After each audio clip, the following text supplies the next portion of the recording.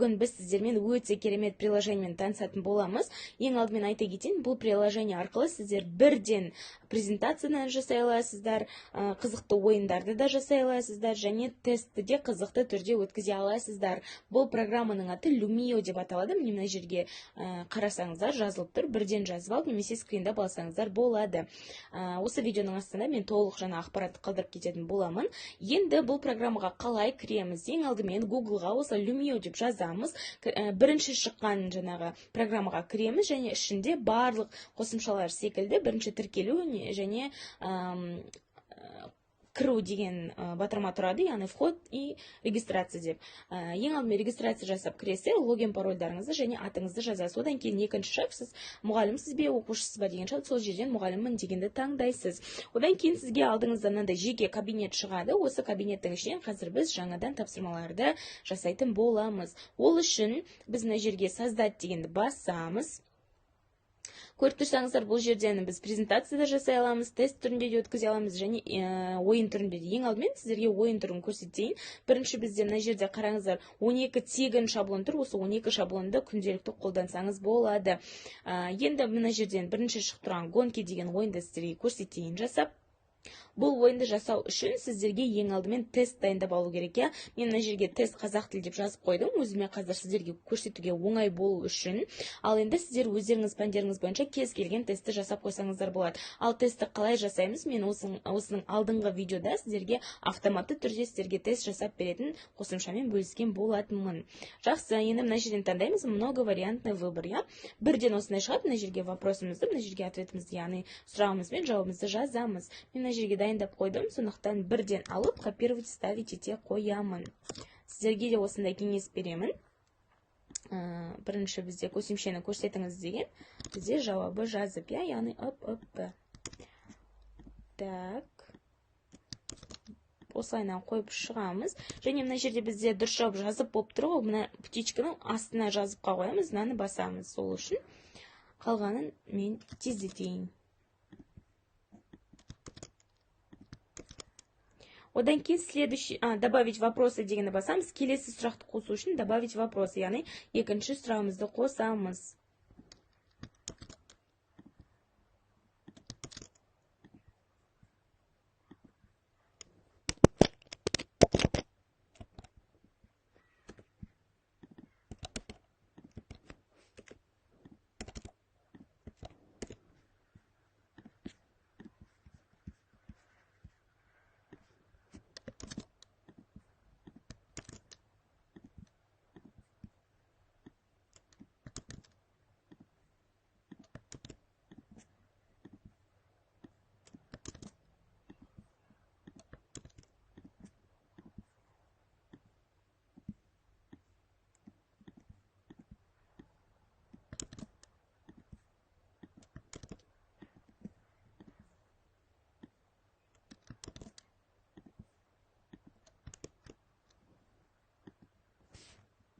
Міне, құрметті әріптестер, мен сіздерге 3 сұрақты жазып қойдым. Өздеріңіз білесіздер, қанша сұрақ жасасаңыздар да, мен сіздерге мысал ретінде 3 сұрақты көрсетіп отырмын. Енді барлық 3 сұрағымызды тіркеп болғаннан кейін следующий дегенде басамыз. Мына жерден бір тексеріп аламыз сұрағымызды, және дұрыс жауабы дұрыс па екенін соны тексереміз. Одан кейін мына жерден секунд таңдасақ болады. Мен енді уақытымыз аз болғандықтан бірден 10 секундты таңдаймын. Бірақ бұл жерде өздеріңіз білесіздер. Одан кейін готовы дегенді басамыз. Бізде мына жерде осы тестімізге арналған шаблонымыз, яғни ойынымыз дайындалып жатыр. Бірнеше уақыт күтеміз.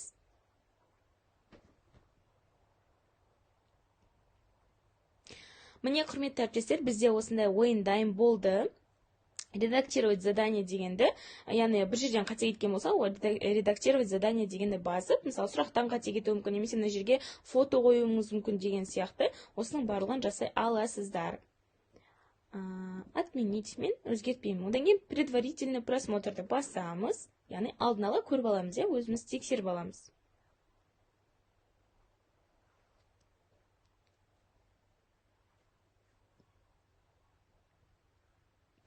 Яғни время покататься, сколько гонщиков істейді, мына жерден таңдаймыз, яғни бір оқушыға бір сұрақ берілетіндіктен біз бір адамды немесе екі оқушыны таңдай аламыз. Қазір бір оқушыны таңдап көрейік, одан кейін екеуін сізге көрсетемін. Одан кейін мына жерден персонаждар таңдаймыз. Мысалы, мен қазір мына түлкіні таңдайын да мынаны басамын. Енді қазір бізде ойынымыз басталады. Мына жерден міне жасылы шықты. Жасылды басамыз.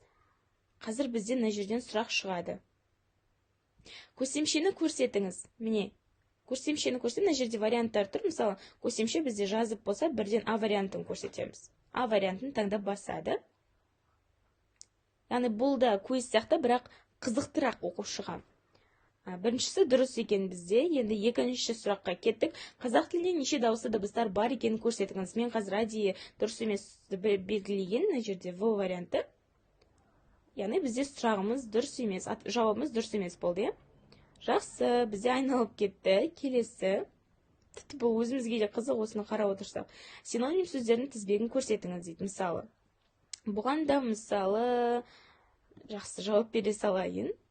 Дұрыс болды. Міне, сіздер осыған бірнеше сұрақтарды қойсаңыз болады. Мен қазір тек қана 3 сұрақтан 3-еуін ғана жауап бердім. Яғни қараңыз, бұл жердегі мақсат не? Мына жерде бір айналым бар, бір айналым бар. Сол айналымның ішінде оқушы сіздің берілген барлық сұрағыңызға жауап беріп шығуы керек. Енді қараңыз, бізде дұрыс ответі 2 ответ. Мына жерден ответті көрсек болады. Бірінші, көсемшені көрсетіңіз дегенде дұрыс жауап беріппіз. Одан кейін екінші, қазақ тілінде неше дауысты дыбыс бар екенін көрсетіңіз дегенде, біз мына жерден дұрыс жауап бермедік, я? Показать ответы. Дұрыс жауабы 12 екен. Одан кейін үшінші неміз дұрыс. Показать ответы, да? Міне, құрметті әріптестер, бізде осындай пайда болды. Енді біз бұны завершить редактирование бізде болды. Енді қазір мына жерге атын жазып қояйық. Ойынның атын міндетті түрде жазамыз, себебі ұмытып қалмас үшін. Мен қазір жай ғана ойын деп жазып қояйын. Переименовать бастым, я. Енді мына жерде басамыз үстін басамыз қайтадан осы ойынның. Енді бұны қалай біз сақтап аламыз, қалай жібереміз. Мына жерге қараңыздар, мына жерде бізде адамның, яғни шаблон тұр, я. Енді осы жерден, мына жерден біз учитель және учащийся қараймыз. Енді біз бұны оқушыларға қалай жібереміз, ол үшін мына жерден идентификатор классы деп тұр. Осыны басамыз. Енді осыны тақтаға шығарып қойсаңыздар, оқушы мына QR кодты сканерлеу арқылы бірден телефонмен кіре алады. Немесе hellosmart.com деген сайтқа кіреді де, мына өзіңізге арналған, яғни кодты тереді. Міне, осы кодты, я. Мына жерден копировать етіп, осыны бірден классыңызға жіберсеңіз, осы сілтеме арқылы кіріп, мына кодты жаза алады, немесе бірден QR код арқылы осы жаңағы страницаға кіріп, осы ойынға кіре алады. Көрдіңіздер ғой, я? Енді біз бұна жерден екі гонщикті да таңдай аламыз. Біріншісіне мен мына сарыны таңдайын да, екіншісіне мына қоян ба не өзі, соны таңдасам болады. Бірден екі адам ойнай алады да, көрсеңіздер. Басайын. Енді мен бір адам болғаннан кейін екеуіне үлгермеймін, бірақ екі оқушы отырып жасаса болады. Көсемшені көрсетіңіз дейді. Мына жерден мысалы Д-ны басайын да, мына жерден А-ны басайын. Яғни бірнеше оқушы кіріп ойнай алады. Қараңыз, мына жерден мынандай берілген, осы мына белгіде сіздерге жаңадан сұрақ қойылады. Қазақ тілінде неше дауысты дыбыстар бар екен көрсетіңіз, жаңағы сұрағымыз, мысалы біріншісіне А деп, екіншісіне С деп белгілейін. Екі оқушы ретінде тапсырып отырмын. Қазір көреміз. Тағы да бір сұрағымыз шығады. Синоним сөздердің тізбегін көрсетіңіз. Яғни бұл жерде сіздер деген оқушыға қайталау сұрақтарын қойсаңыз болады, сабақта аяқтауға арналған сұрақтар қойсаңыз болады. Жылдамдыққа үйретеді оқушыны, жылдамдыққа, тақырыпты қаншалықты меңгергенін осы ойын арқылы көрсеңіздер болады. Міне қараңыздар, бізде екі игрок шықты. Мысық жеңді. Бүгін бізде мысық жеңді. Екінші қоян. Көрдіңіздер ме? Өте қызықты әдіс, өте керемет ойын. Бүгін бізде осы гонка ойыны болды. Ертең, яғни келесі сабақта, екінші сабақта мен ары қарай басқа шаблондарды көрсетемін.